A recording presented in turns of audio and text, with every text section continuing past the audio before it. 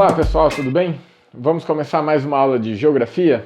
O tema da aula de hoje é o relevo e a hidrografia do continente africano. E para você acompanhar a aula de hoje, é só você pegar a sua apostila e abrir na página 9. Aí na página 9 você vai encontrar dois mapas do continente africano. Na verdade, um mapa e uma imagem de satélite para nós fazermos a análise.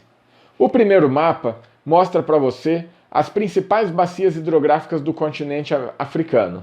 No mapa das bacias hidrográficas, nós conseguimos ver aí que o continente africano não possui muitas bacias hidrográficas. E a distribuição das bacias hidrográficas do continente africano, ela é desigual. Isso ocorre porque o continente africano é marcado pela presença de vários desertos, como por exemplo o deserto da Namíbia e o deserto do Saara. E essas regiões desérticas são pobres em recursos hídricos. Aí no mapa nós conseguimos ver as principais bacias hidrográficas. Quais são elas?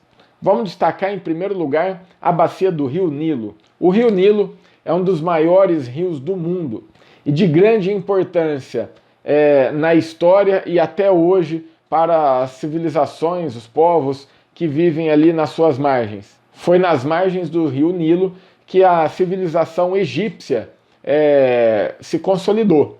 E até hoje esse rio é importante porque ele passa por uma região de deserto. Então ele é a principal fonte de água dos povos que vivem ali. A região do Rio Nilo também é chamada como Crescente Fértil, uma região que foi e ainda é bastante utilizada para a agricultura. É nessa região da Crescente Fértil que a civilização egípcia se estabeleceu. A maior bacia hidrográfica, veja bem, estou falando da maior bacia hidrográfica, não do maior rio. A maior bacia hidrográfica do continente africano é a bacia do Rio Congo. O Rio Congo tem uma característica bem semelhante com a bacia do Rio Amazonas, que passa pelo Brasil. Qual que é essa característica semelhante? Ele é um rio que passa por uma região de floresta tropical, a floresta do Congo. E o Rio Congo, como você pode ver na sua página 10 aí, é o segundo rio mais volumoso do mundo, ficando atrás apenas do Rio Amazonas.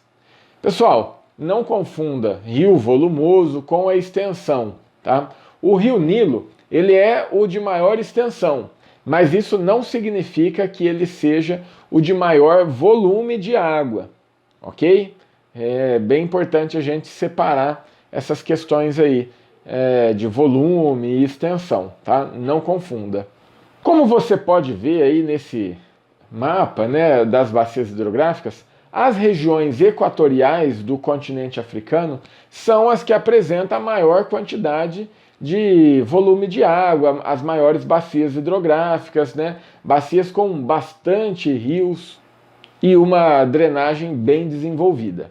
Outra bacia importante, e que também está aí no seu mapa da página 9, é a bacia do Rio Níger. Já na porção sul, se destacam as bacias. Já na porção sul, o destaque é para a bacia do Rio Orange e a bacia do Rio Zambeze. Os rios da região sul do continente africano possuem bastante cascatas por conta da formação do relevo, o que favorece a geração de energia, já que o fluxo de água é bastante intenso. Além dos rios, nós podemos destacar a presença de lagos no continente africano.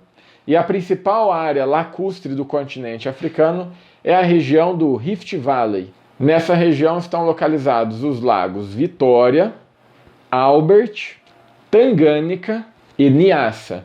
Esses lagos são lagos tectônicos, por terem sido formados por conta de movimentos tectônicos. O Lago Vitória é o maior lago do continente africano.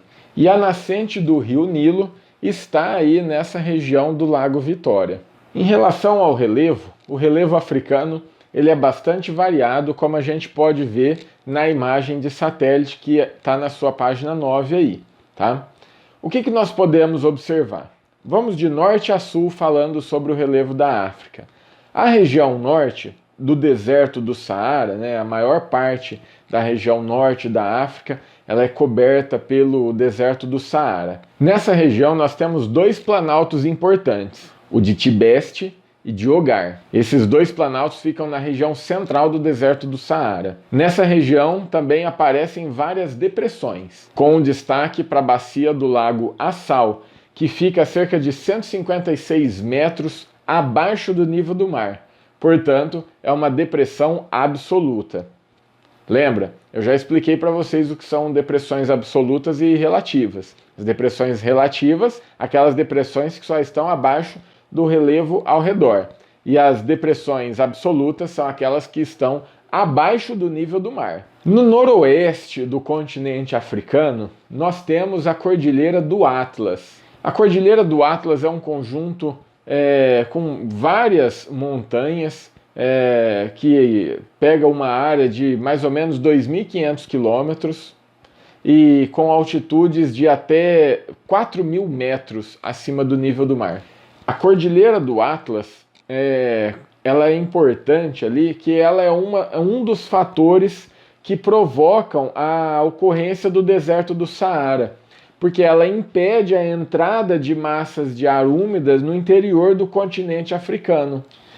Isso aí é um exemplo do porquê que é importante a gente entender e estudar o relevo, né? Porque ele explica alguns outros fatos geográficos de cada região, né? Nesse caso, a formação do deserto do Saara também está associada à Cordilheira do Atlas, que, como eu falei, impede a entrada de massas de ar no interior do continente, naquela região ali do noroeste do continente africano.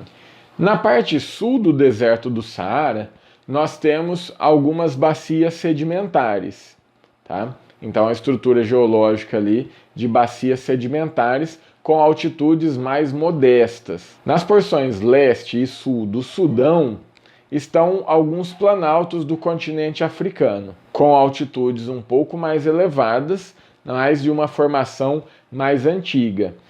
Também existem planaltos na Tanzânia, na Zâmbia e na África do Sul.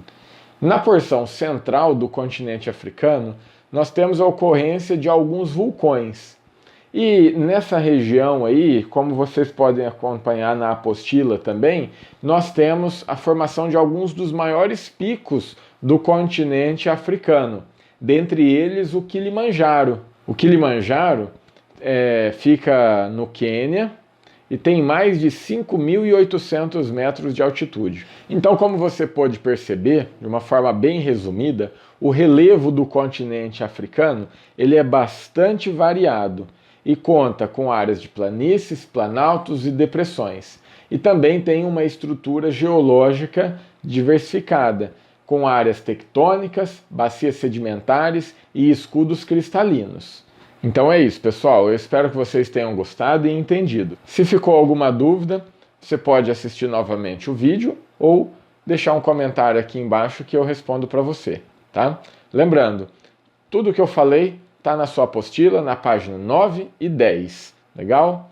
Então, agora é com você. Faça a leitura e responda às atividades da página 11.